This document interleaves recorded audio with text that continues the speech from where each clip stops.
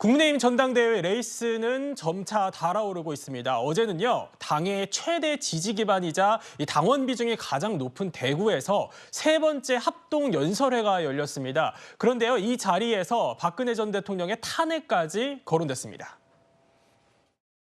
탄핵 다시는 있어서는 안 됩니다. 미우나 고우나 우리 대통령입니다. 반드시 지켜야 되지 않겠습니까, 여러분? 박근혜 대통령과 당대표가 충돌하다 탄핵으로 우리 모두 망해봤지 않습니까, 여러분? 적과 화해를 주선하는 자가 있다면 바로 그가 배신자다. 박근혜 대통령 명예를 회복시키고 과거 역사 우리 보수 대통령에 대해서 올바른 평가를 받게끔 제가 검사로 재직하면서 했던 임무들은 또 검사의 입장에서 한 것이었고요. 박 대통령님께 저는 대단히 죄송하게 생각해요.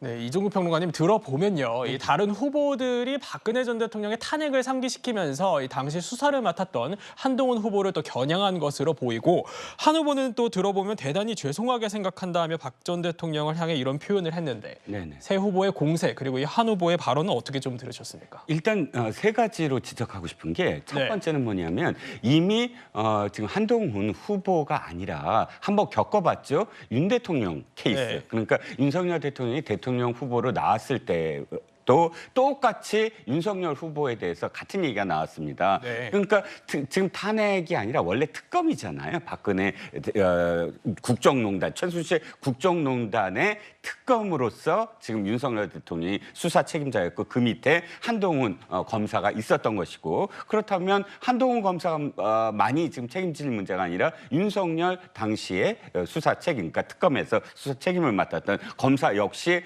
똑같이 그때 대통령 후보로서 같은 이야기를 비판을 받았지만 그 당시에도 논리는 이겁니다. 탄핵과 특검은 별개로 봐야 된다. 왜냐하면 시기적으로도 2016년 12월 1일 날 특검이 이제 임명이 됩니다. 그런데 탄핵은 그 전부터 추진이 돼요. 10월 달부터 탄핵이 얘기가 돼서 네. 당시에 태블릿 PC 얘기가 나옵니다. 네. 10월 24일 날 태블릿 PC가 나오면서부터 이 분위기가 확 반전되면서 심상정 의원 등 정의당 의원 등 18명이 당시에 비상시국 정치회의를 열고 특검은 이제부터 정치권에서 이야기해야 됩니다라고 시작을 하고 끝내 12월 9일 탄핵 소추를 합니다. 예. 그래서 그런데 지금 특검은 언제부터 시작이 되죠? 임명이 12월 1일이고 수사팀 뭐 다 꾸리고 하면은 12월 중순 때부터 수사를 시작합니다. 그러니까 특검 수사와 탄핵 소추는 별개의 문제고, 두 번째, 지금 탄핵과 관련돼서 이렇게 목소리를 높이는 다른 후보들은 당시에 박근혜 탄핵에 어떠한 입장을 취했는지를 돌아봐야 돼요.